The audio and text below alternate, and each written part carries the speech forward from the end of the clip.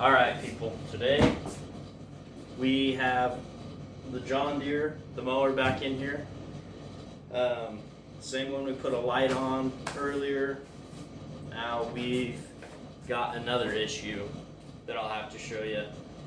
For some reason, this thing's been building crankcase pressure, positive crankcase pressure, not positive in a good way, you know, like kind of negative, positive crank pressure. Anyway, who knows? So today's kind of a diagnosis. I've ordered head gaskets in case that's the issue. Pull the heads off, put the head gaskets on.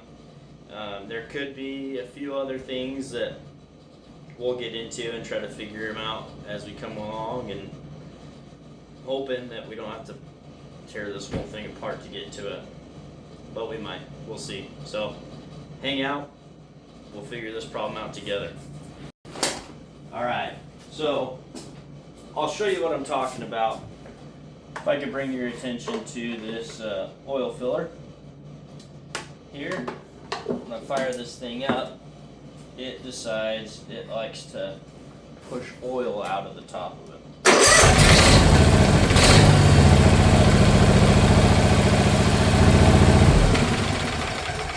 That's a lot of oil, a lot fast. So, I don't know if you can see that, but I mean, just putting my hand in front of it that long just completely covered me in oil. So, that's not ideal.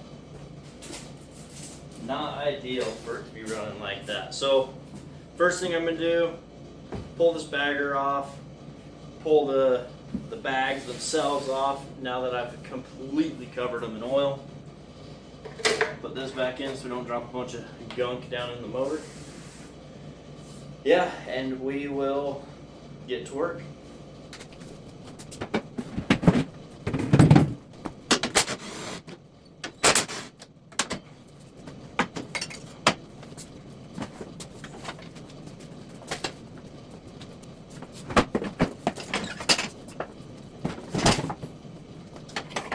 Okay. Alright, first thing we are going to do is compression test. I'm going to move this motor over a little bit so maybe you guys can see a little better. There we go. Much better. Okay, so first things first, compression test. So let me grab my tester.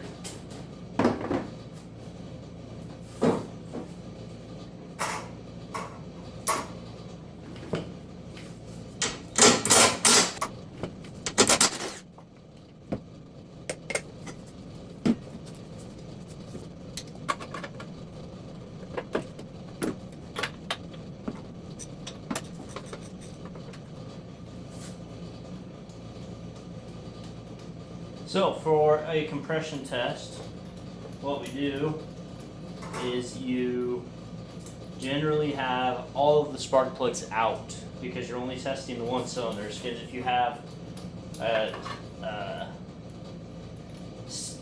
spark plug in this one and in this one, or if you have the spark plug in this one, the tester in this one, when you go to turn it over, this is drawing some of that momentum that builds compression. And so you take both spark plugs out, you put your tester in one, you crank it over, and obviously it's not going to fire because you don't have any spark to it. And then you switch, and generally you're looking for, 100, 120 psi, more if possible. Most testers, if you get them, they have a green and a red area. So if you see this, it's got, up to, 90, 100 PSI is going green, but anything more than that is good, depending on the engine, right? So, yeah, we'll pull this other spark plug out, we'll get this thing hooked up, and we'll do it.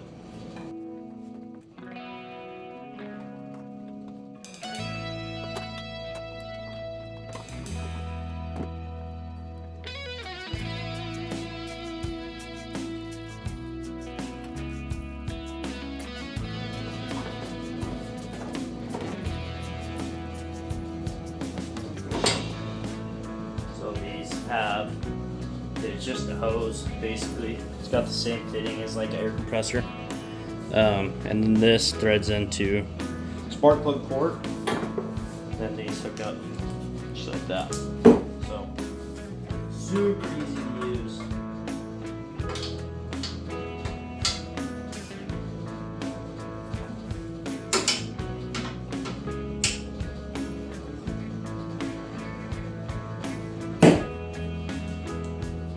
Alright, so I'll let you guys watch with me.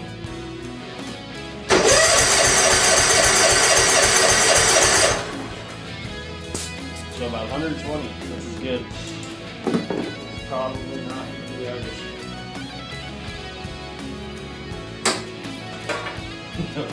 Which if it was any cylinder that I wanted it to be the issue, it would be this one, because it's more accessible. This one's way back in here. Kind of a pain to get to, but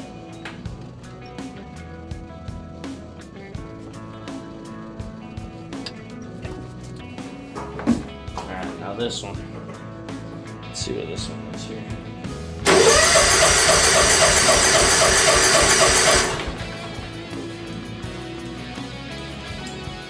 Definitely not as much. That one only has about 100. So if I had to guess, that's going to be our problem cylinder, the source of our positive crankcase pressure. So, nothing to do, we're going to get started. I'll just start digging into this, bring you guys around, and we'll just start getting into it. I'll show you what we're working with.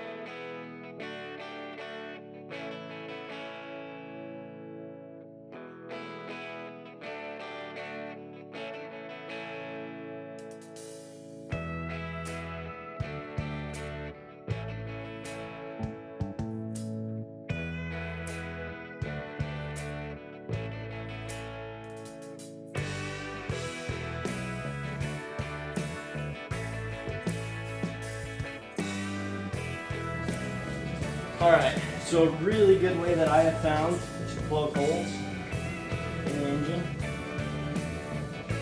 earplugs, any sort of earplugs.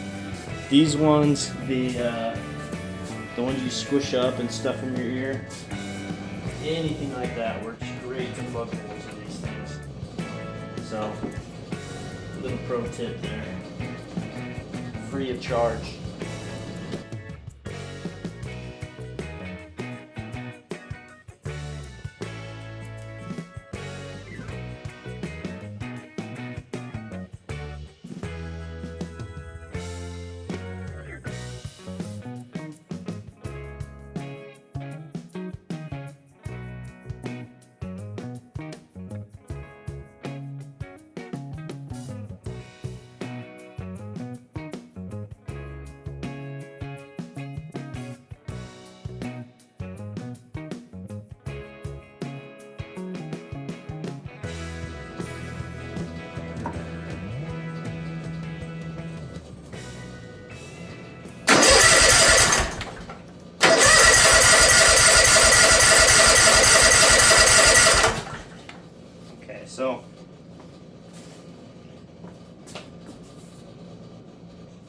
So what I've got here, I think I found the issue.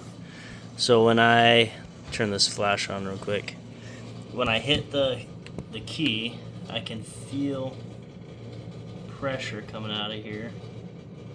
Not sure exactly from where, but let's see.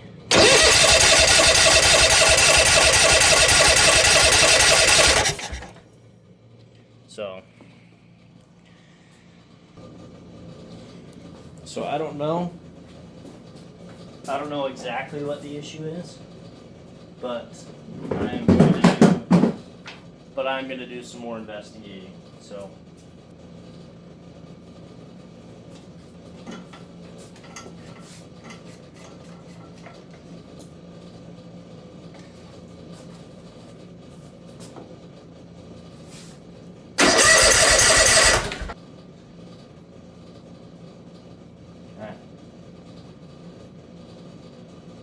still got a bunch of pressure coming out of this thing. I'll show you here. So put this thing over there. Just blowing oil out of it.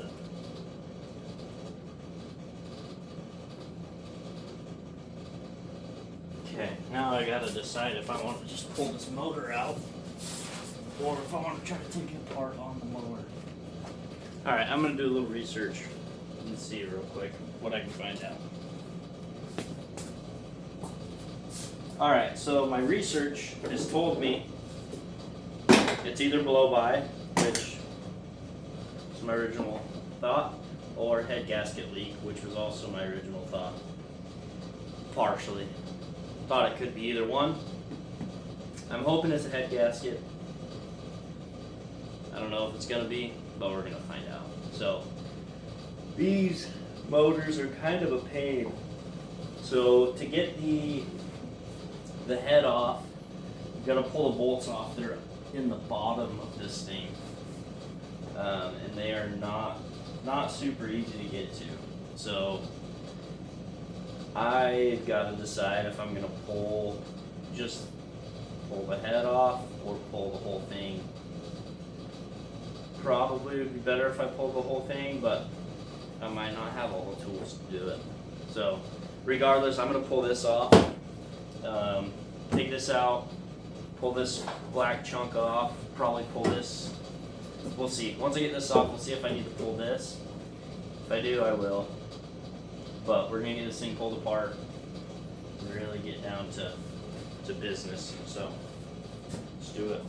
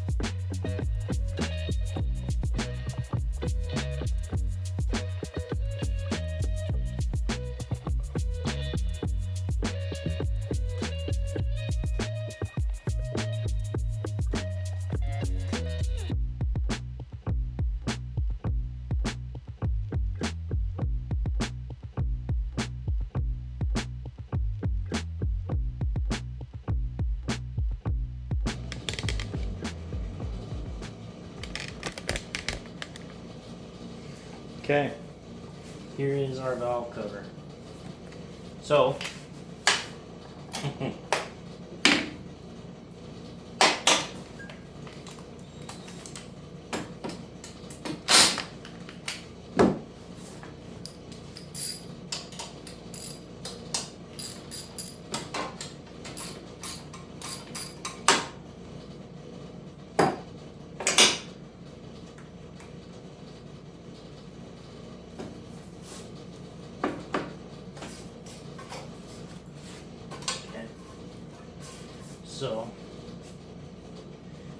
pull this off first. Got 1 bolt, 2 bolts. I believe it's just 2.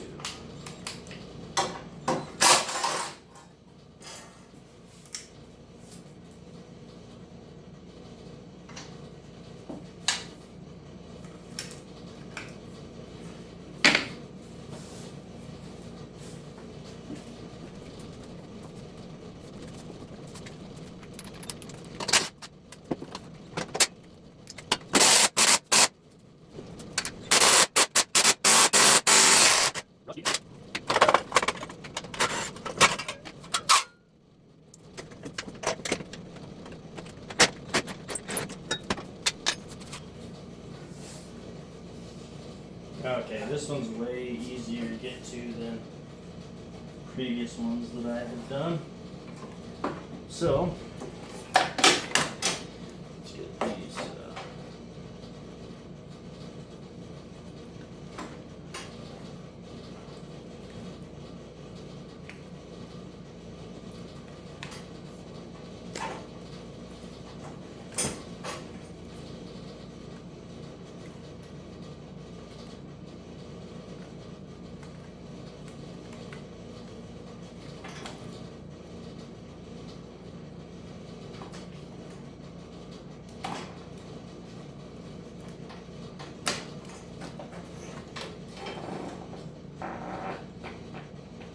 Whoa. Okay. All right. 12.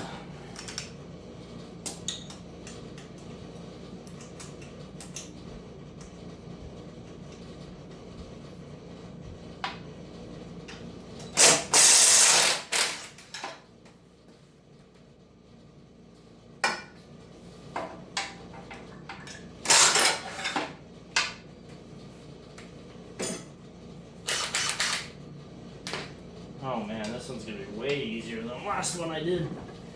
The last one I couldn't get the. Man, no wonder this thing is so blasted loud. Thing was loose and it wasn't even strapped in very well. Good heavens. No wonder. This thing was just brutally loud. Like if you ran it without headphones or earplugs, you know, for an hour or two, whew, ears would be ringing.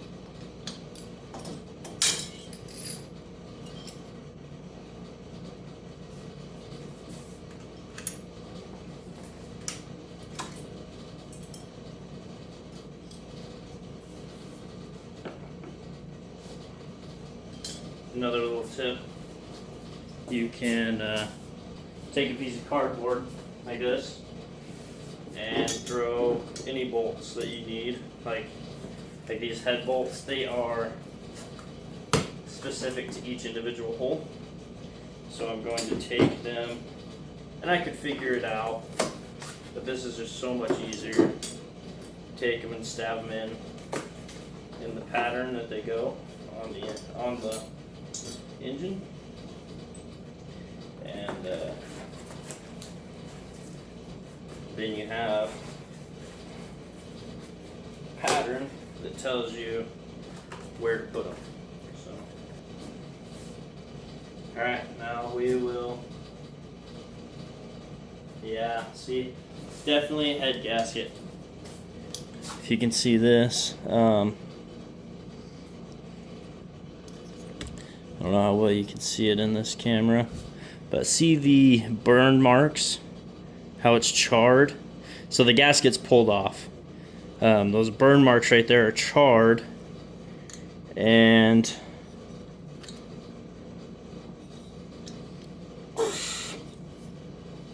yep. So this hole right here that it was leaking into goes back into the crankcase, and I'm sure you're getting leaked by elsewhere too, up through this, you know, a bunch of other places. This is just what we can see. Yeah, on this one we've got more. Turn this flash on here real quick, get you unhooked. But this one here, you can see the burn marks. This is the other side of the gasket. The gasket's not on here, the gasket's off, but you can see the burn marks through here that are definitely leaking into this stuff, leaking into the crankcase. I think this was our main culprit though, that oil galley. That drains oil back into the crankcase, so it makes sense that it's just forcing air down in there. So yeah, I mean, looks good. It's definitely old. Some of that crosshatch is gone, but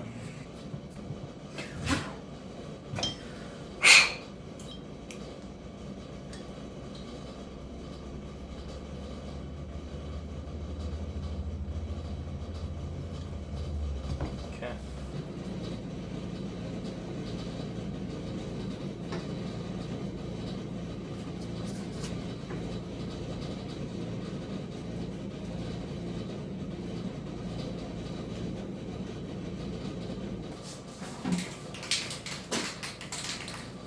This is supposed to help with the seal.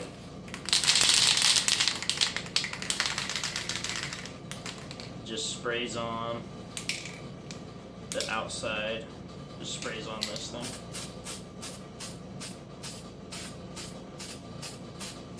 Helps to fill any little imperfections.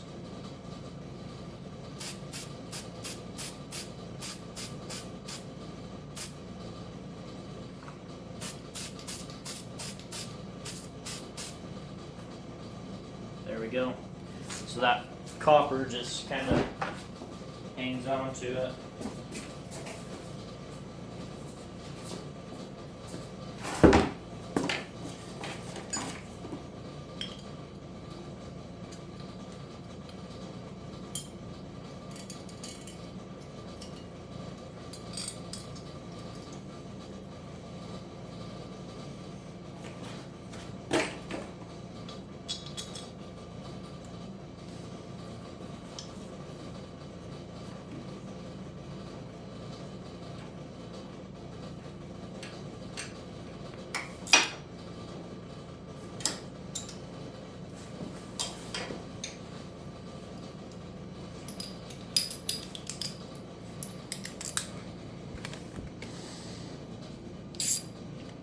Sorry guys, I freaking been videotaping my butt this whole time.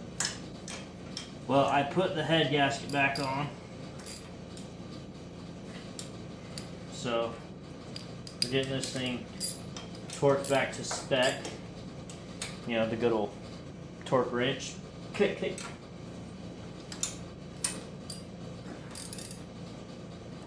Kick, kick.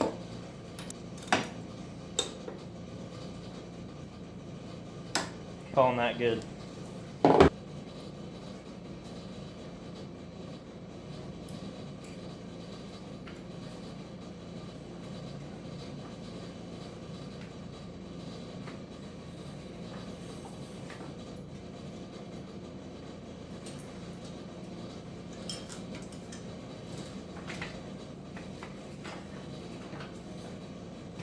Perfect.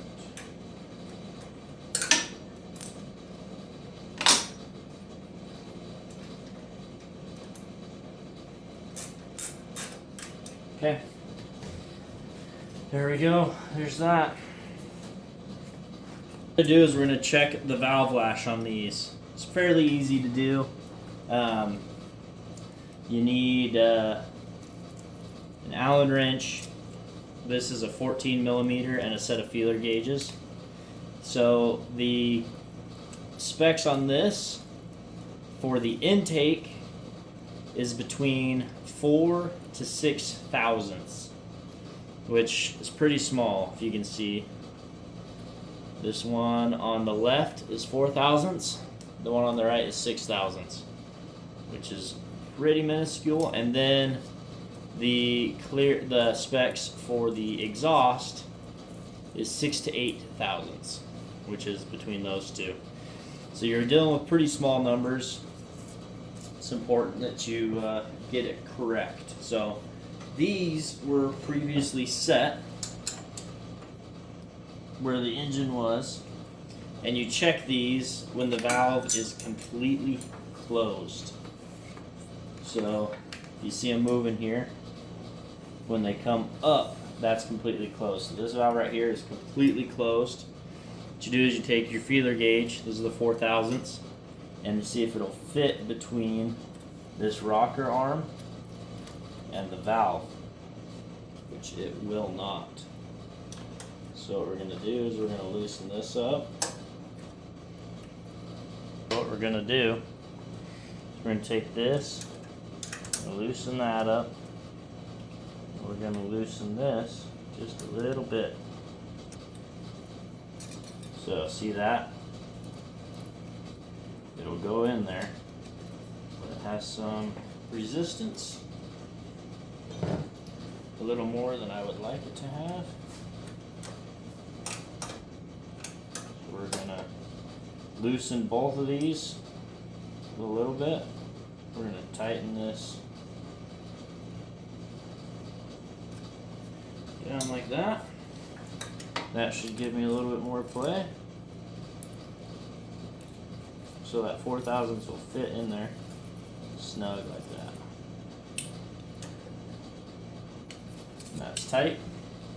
So now what we'll do to make sure we're within spec, so we'll come back with our 6 thousandths gauge.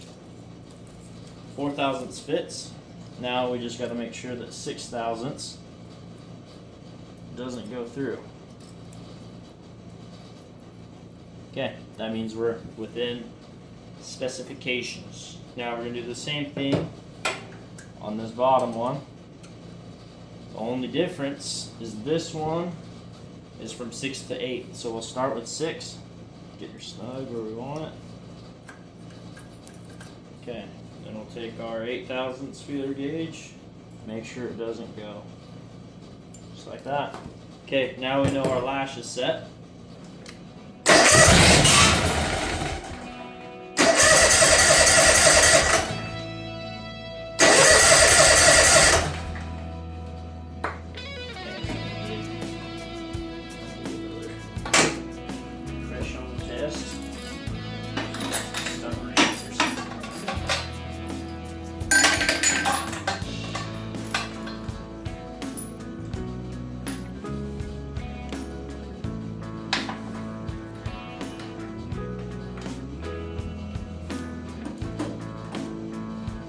Alright, let's see what we got now.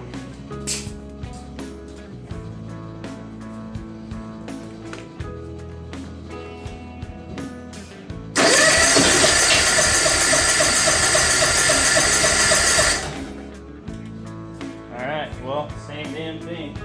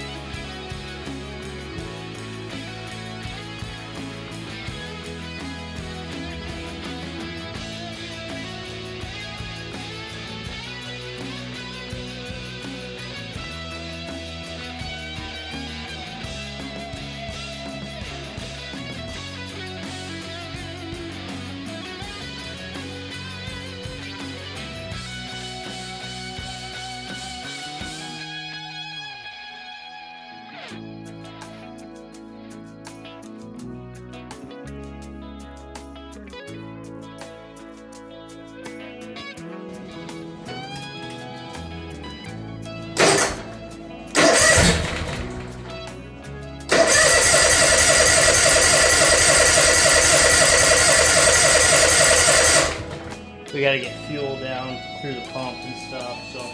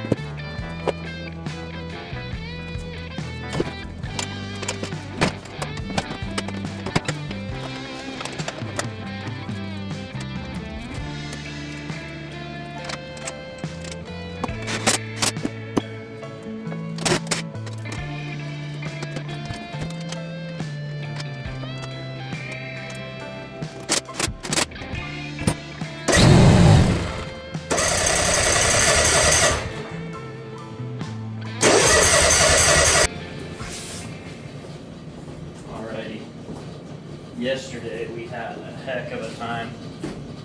Thing fired right up, ran, and then it randomly just quit running. So I think something came unplugged, maybe a fuse popped, I don't know yet, but we're gonna find that out right now. So stick with it. Give it a crank, see if anything's changed from last night. So what I did figure out is if I poured fuel down the carburetor, it would run. So I know it's fuel related. It's getting fuel through the pump. It's a vacuum activated pump. So it's getting fuel from the tank to the pump. It's pumping out of the pump into the carb. So either something's plugged up in the carburetor, which I don't feel like is very likely, or there's a little solenoid on the bottom that opens and closes. I don't know exactly what it does, but that could have come unplugged. So fire this up, we'll see. If it doesn't work, we'll take this thing back apart for the second time in under 24 hours.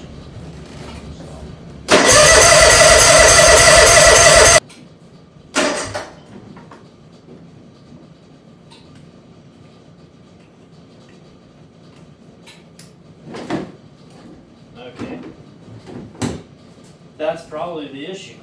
So the hour meter wasn't working. The hour plug wasn't plugged in all the way. Maybe that's the problem. Sounds about like it.